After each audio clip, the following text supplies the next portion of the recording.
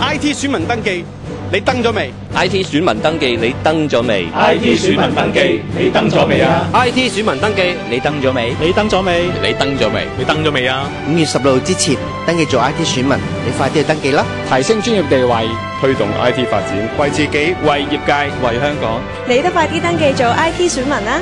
記住喺5月16日之前喎。